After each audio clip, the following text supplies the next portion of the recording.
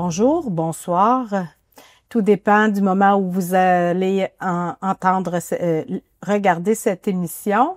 Bienvenue à l'émission Appel de l'Aurore. J'ai en studio avec moi aujourd'hui une amie, Sylvie Gagné. Merci Sylvie d'être ici avec nous. Elle vient nous partager sa passion, sa façon de prier que j'admire depuis des années chez toi, Sylvie. Ça fait longtemps que tu nous interpelles dans toutes sortes de rencontres diocésaines par tes récitatifs bibliques, par ta façon de nous présenter la parole. Alors aujourd'hui, c'est une émission sur les récitatifs bibliques. Qu'est-ce que c'est, Sylvie, le récitatif biblique? C'est d'utiliser un texte d'évangile ou de la Bible pratiquement intégralement et d'avoir sur ce texte des gestes et une mélodie que l'on va intégrer, qu'on va imprégner en soi. Autrement dit, tu apprends une espèce de chorégraphie pour transmettre la parole. Est-ce que je suis un peu correct ou pas du tout? Ben, j'aime le mot apprendre, oui. On apprend le récitatif biblique de quelqu'un d'autre qui nous est transmis c'est la tradition orale. Donc, pour pouvoir le retransmettre ou le garder en soi dans notre cœur, quelqu'un nous le transmet, on l'apprend, mais c'est pas le langage de chorégraphie. C'est vraiment des gestes recherchés, une mélodie recherchée exprès pour bien rendre le texte et la traduction. Oui, que l'on se transmet d'une personne à l'autre. C'est une façon de transmettre, mais aussi d'intérioriser, non? Oui. Parce que c'est d'abord à soi c'est à soi qu'on raconte la parole en premier. Oui. Souvent, on se dit, ça peut avoir l'air contradictoire parce que on a des gestes, une mélodie, quelque chose qui peut être présenté, qui aurait l'air juste d'une présentation extérieure, alors qu'il est fait pour intérioriser la parole, comme tu le dis, là. Vraiment, de se dire, moi, je mets comme un tatouage. Un tatouage? Sur mon cœur, une parole de Dieu vivante. Donc, par le corps, elle entre plus en profondeur, pas seulement par les oreilles, parce qu'on a l'habitude d'entendre la parole qui est récitée. Oui. Quelle est la différence avec la parole qui est récitée dans le cadre du récitatif biblique? Tu l'as bien dit à travers ce que tu es en train de dire, c'est dans le corps. Donc, quand on apprend le récitatif biblique, on va dire par bouchée de souffle. La personne va faire un bout de verset, on va le répéter 3 fois, on va respirer dedans, on va prendre le temps. Puis avec le corps, la mélodie, la répétition, tout est fait pour que je l'enregistre en dedans de moi, tu sais, que je le sache dans mon corps, dans les fibres de mon cœur.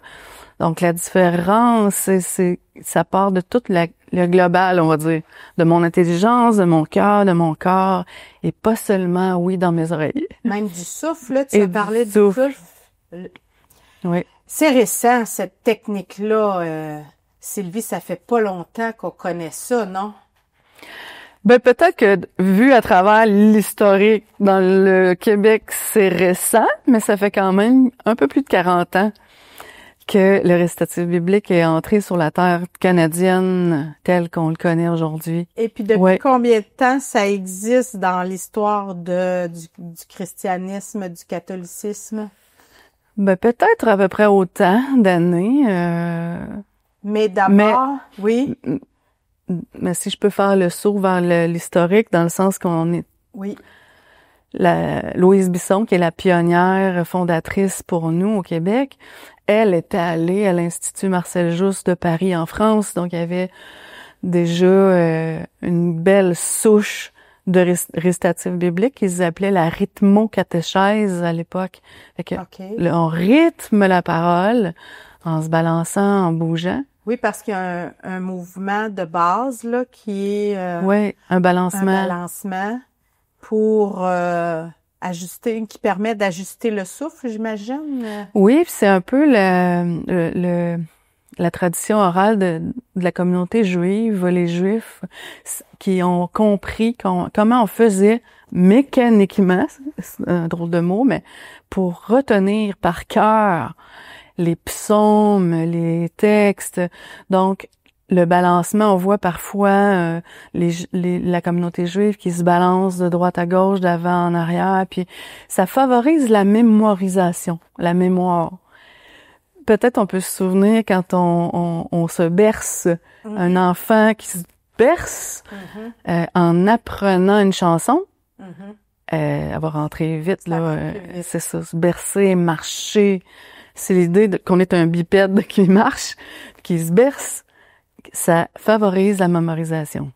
Donc, là, ce que tu es en train de me dire, c'est que ça vient de très, très longtemps, de très, très loin, même parce qu'on n'a pas toujours eu la parole écrite dans un livre. Hein? Exactement. Donc, oui. C'était leur façon à l'origine de se remémorer, de se rappeler des textes importants. De les transmettre. Donc, c'est pas si jeune que ça, finalement. Ben, finalement, l'origine n'est pas si jeune que ça, non. C'est peut-être la façon de le remodeler pour aujourd'hui. Oui, on a le papier, on a le texte écrit. Est-ce que le texte écrit est vraiment ce qu'on, je dirais, reflète vraiment l'idée de départ? Pas toujours, hein? C'est pour ça que tu dis qu'il y a une recherche au niveau de... Oui, les personnes qui créent le récitatif biblique, comme Louise Bisson a fait longtemps, se sert du grec ou de l'araméen d'origine du Nouveau Testament ou de l'hébreu pour ce qu'on appelle l'Ancien Testament. Puis vraiment, donc c'est sûr qu'en français, ça a déjà un peu s'est changé un peu. Les traducteurs ont fait beaucoup d'efforts, les interprétations de la Bible aussi, mais quand on est en récitatif biblique, cette recherche-là du sens du mot par rapport à la langue d'origine fait que le texte peut être un peu changé par rapport au français, ce qu'on est habitué d'entendre. Mais par contre, je vais donner un petit exemple qui me vient. Quand on est dans le texte de l'Annonciation, voici la servante du Seigneur que Marie dit, le mot réel, c'est esclave. Mais en français, ça passerait un petit peu mal. Oui, c'est Je suis l'esclave du Seigneur, qu'il me soit fait selon ta parole. Donc, on le garde en français parce qu'on sait qu'on sera pas capable de tout expliquer, l'origine, mais tu sais, ça aide, la langue aide à comprendre mieux parfois. Puis en récitatif, on fait tout ce qu'on peut pour que ce soit le plus ajusté à l'origine. À l'origine, non pas à ce qu'on a traduit. Ça. OK. Puis quand on crée, si je peux me dire, me permettre, c'est, on va utiliser des traductions pour comparer. Quand on connaît, par exemple, Chouraki ou la Bible de Jérusalem, la Bible d'Ostie, le moine Ostie, qui a écrit toute la Bible d'une seule manière.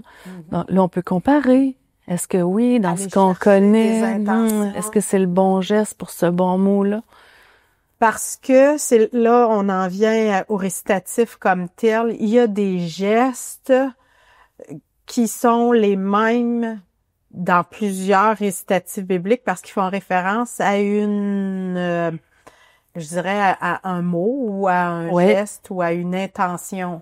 Oui. Comme un langage, que si ça a été pensé comme ça, on va le garder comme ça. Il traduit le mieux possible ce que Jésus a voulu dire ou les textes sacrés ont voulu dire. Fait que de fois en fois, de texte en texte, c'est vrai. Il y a un vocabulaire qui revient, un geste qui revient souvent. Quel est, toi, personnellement, Sylvie, qu'est-ce qui t'a attiré dans cette forme de prière, de méditation, dans le récitatif biblique comme tel? D'abord, j'avais entendu parler du récitatif biblique grâce à ma mère. C'est curieux à dire, mais c'est ça l'histoire dans ma vie. Elle était allée dans un camp familial biblique qui était animé, organisé par les Frères du Sacré-Cœur, aux éboulements. Je peux bien aller au bout de mon histoire. Et à chaque jour, il y avait un atelier de proposé. Que ce soit la contemplation, la nature par la prière et le récitatif biblique avait été proposé. Puis ma mère était revenue en disant « Hey, t'aimerais ça, Sylvie, ça, là, c'est sûr que t'aimerais ça. » Puis l'année d'après, je suis allée et effectivement, je suis tombée en amour d'entendre la parole comme ça, par des gestes, par une mélodie. Pour moi, c'était comme, au lieu que moi je la dise, ou moi j'essaie de lire, de la dire, de la transmettre, c'était un outil merveilleux, je vais le dire comme ça, là, pour parler à ma place. C'était, je peux dire la parole avec un bout de mélodie. J'évite le mot chanson, parce que c'est une mélodie créée avec tout le corps.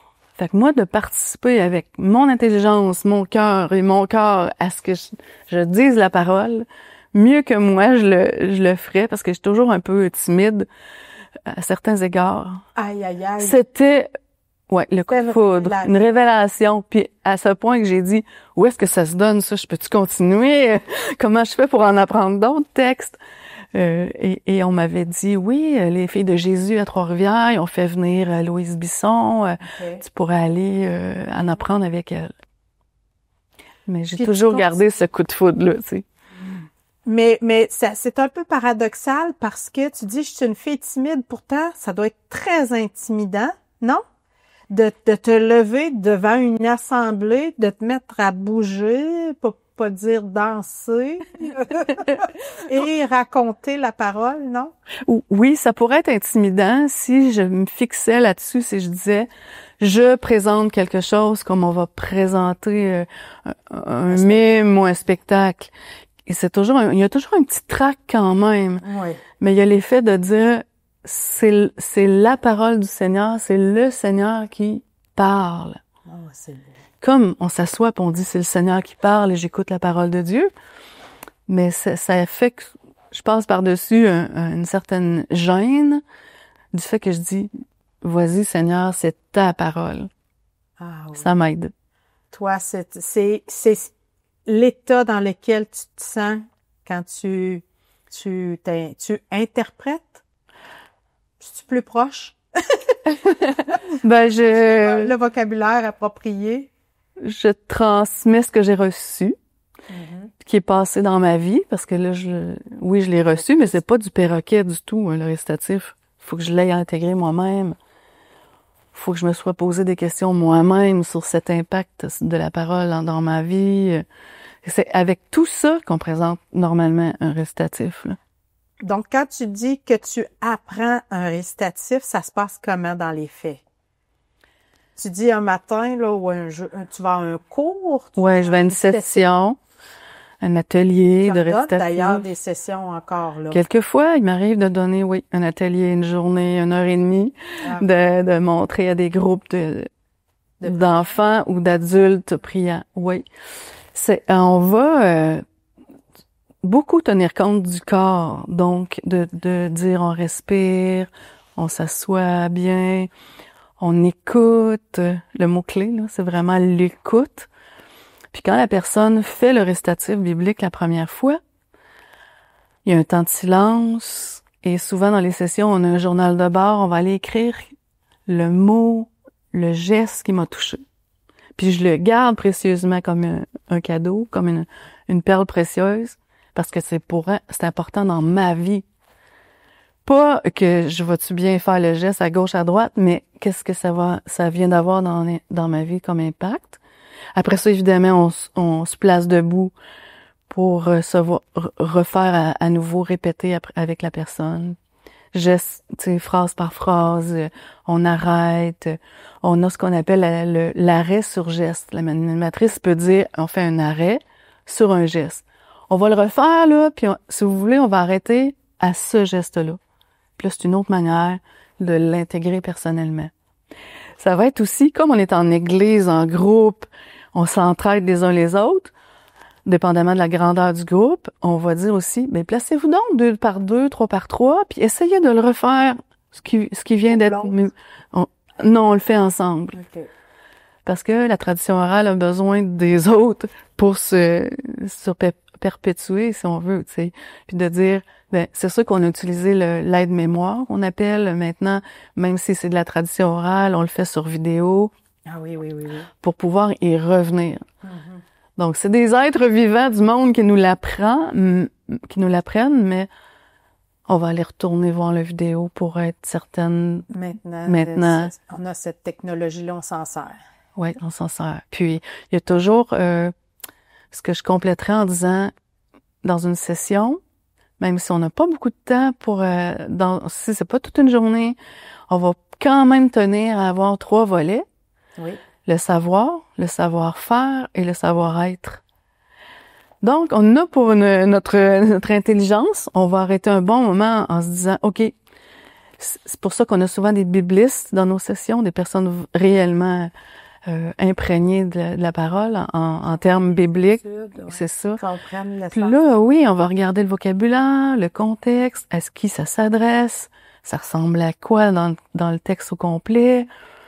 On va griffonner sur le texte qu'on va avoir maintenant par écrit, les mots qui se répètent. On va avoir le faire, l'apprendre. Même, on se dit, mais c'est tellement important. La parole est tellement primordiale de tout ce qui est geste et mélodie que même si on est moins bien puis on veut rester assis pour l'apprendre, c'est OK parce que je respecte mon corps puis je vais l'apprendre quand même. C'est pas une performance. Non, c'est ça. Fait qu'on s'aide de toutes sortes de moyens. On appelle ça la vitamine biblique en récitatif, la partie exégétique, là, la partie de fouiller le texte. On dit, tiens, là, c'est le temps de la vitamine biblique. Que nous dit le texte? On va pas aller chercher d'autres choses que... Après, c'est qu'est-ce qu'il me dit. Donc, on met toutes les chances de notre côté pour que ça reste vivant en nous. Ça reste vivant, puis ça résonne à un moment donné. Est-ce qu'il t'arrive, Sylvie, d'entendre un mot qui te fait référer à quelque chose que tu as appris, puis... Exactement, oui. J'appelle ça popper, là. Oui. Pop, ou des fois, même, on est en train d'apprendre un récitatif biblique, puis curieusement, il y en a un autre qui rebondit. Ah! Il y a pas rapport, on n'est pas en train de jouer ce texte, d'apprendre. Fait que des fois, c'est comme si le bouquet de paroles en nous est une référence continuelle. En marchant, en travaillant, en cherchant, on est en train de faire un travail. Une homélie. Ah oui, une homélie. T'as raison, c'est une belle question. Ça rebondit le mot. Parce que oui. Se préparer, je voyais ça là que. Mais là, Sylvie, t'es pas venue ici juste pour nous en parler. Tu veux nous en produire un, interpréter un, comment qu'on dit ça? Comment on présenter un récitatif biblique. Alors, dans quel état on se met comme spectateur, comme auditeur pour recevoir le cadeau d'un récitatif biblique? Mais je dirais souvent quand c'est le cas, quand on présente un récitatif biblique, même dans une église ou dans une salle où les gens sont en train de prendre des notes, par exemple, on va dire, bon là, vous allez déposer vos cahiers, vos crayons par terre ou à côté de vous. On place les jambes par terre pour être ancrés, si on est capable. Je me prépare, là, c'est lui.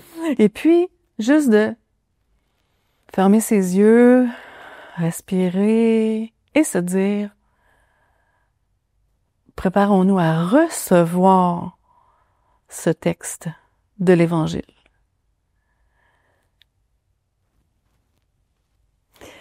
Alors, je présente un texte qui est dans l'Évangile de Matthieu, au chapitre 25.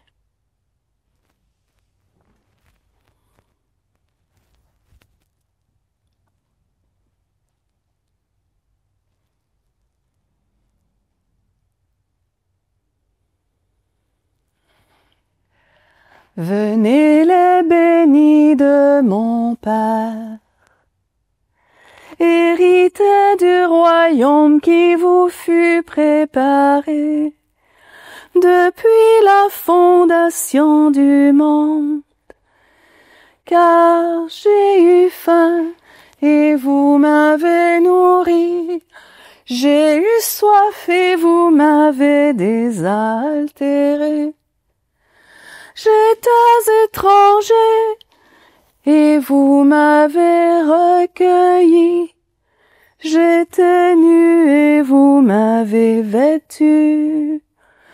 J'étais malade et vous m'avez visité.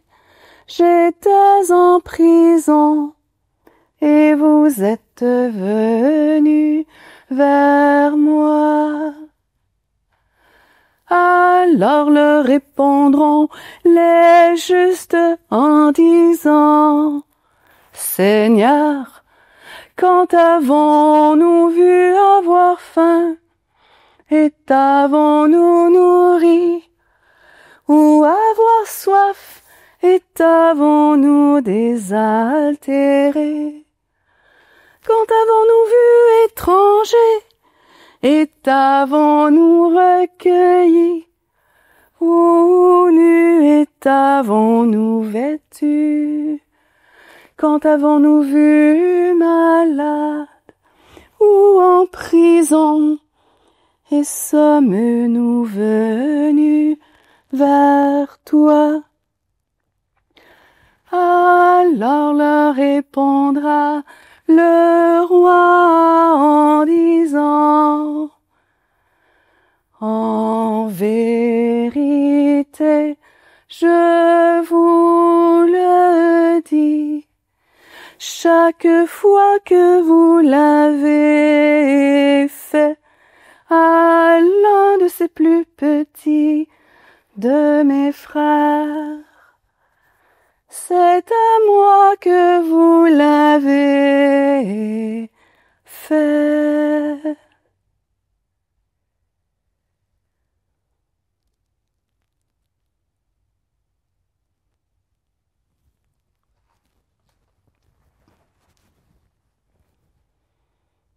Merci Sylvie, merci. Il me semble qu'il habite encore dans le silence qui suit des mots, une émotion, la parole. Oui. C'est une expérience. C'est une expérience réellement, oui, c'est ça. On laisse descendre, puis qu'est-ce qui te touche, qu'est-ce qui t'interpelle, qui te questionne, c'est important pour toi dans ta vie. Garde-le, là. Puis si on est en train d'apprendre le texte, il y a des chances que ce mot-là qui t'a touché ou cette parole-là qui vous a touché, ça me suit, ça revienne, j'en avais besoin aujourd'hui. Fait que j'avais cette petite nervosité dont je parlais. C'est un texte qui peut nous laisser en relation, en fin de compte, avec le Seigneur, avec les autres, puis dans mon cœur. Il me semble que les gestes font en sorte que il y a des personnes qui apparaissent dans le texte. Il y a des personnages, des vraies personnes que je connais. Moi, j'avais l'impression de t'entendre parler de gens que je connais, de voir des visages petits. Les petits, j'ai vu ton geste, un petit. Tout à fait. Puis là, je voyais des gens. Ça rend la parole très actuelle. Ça nous aide aussi à voir quand je l'ai fait, par exemple, là, c'était vraiment quand on peut se questionner, on peut trouver des réponses aussi, trouver des moments. Oui. C'est ajusté à ma vie où ça me dit: ah oui, j'étais avec toi, Seigneur, mais je ne savais pas. Voilà. Et puis quand quand on vit la session comme telle, on finit par parfois demander aux gens: crée une phrase toi aussi. J'étais seule et endeuillée. Tu es venu m'apporter de la soupe. J'étais, tu sais. Ah oui. Très concrètement. C'est beau. ça rend concret. Il y a un mot qu'on n'a pas encore entendu, peu discuté, mendication. Je l'ai vu en préparant. Qu'est-ce Oui. que c'est mendication? C'est un mot qui vient de Marcel Jousse, de l'origine. Lui, c'est un jésuite, un prêtre jésuite, anthropologue français. Sa mère, quand il était petit, l'assoyait sur ses genoux pour bercer les textes, les récits d'évangile aussi. Et c'est comme ça, il s'est questionné à dire comment est-ce que les légendes autochtones, les chansons, les récits bibliques se transmettent? Qu'est-ce qui fait que ça reste de génération en génération? Et ce que j'ai dit tantôt, c'est là qu'il l'a découvert, lui, dans sa recherche profonde. Ah, OK, si on répète, si on chante, si on se balance, ça va nous aider à le retenir. Et il disait, tout passe par la gorge. On t'a vu faire ce geste-là. La soif, la gorge, l'âme, le geste de l'âme, le mot littéral, c'est gorge. Fait que quand on dit âme, on le fait ici. Et là, il dit, c'est manger, mâcher littéralement la parole, comme manger un aliment. Se nourrir de la parole, c'est comme se nourrir d'un aliment. On va manger, mâcher. C'est ce qui est appelé mendication de la parole. La mâcher pour qu'elle reste en soi. Il y a, en terminant, Sylvie, merci, mais ça me fait plaisir. Il y a une association Oui. où vous êtes en train de faire, vous avez aussi un beau moyen de financement en ce moment. Tu veux nous parler brièvement de votre belle initiative? En fait, c'est l'Association canadienne du récitatif biblique. Louise Bisson et son mari et de bons associés, amis qui mangeaient la parole ensemble, vivaient l'association chez eux. Puis on sentit le besoin de faire une charte, tu sais, des lettres patentes, de créer l'organisme qui s'appelle ACRB. Et puis oui, il y a des campagnes de financement, il y a des objets promotionnels. Puis on en avait fait faire un déjà on faisait parvenir aux donateurs. Puis j'ai gardé ce sac parce qu'il a dessus cette parole fondatrice quand Louise était jeune fille en 1978, voulait faire du pain.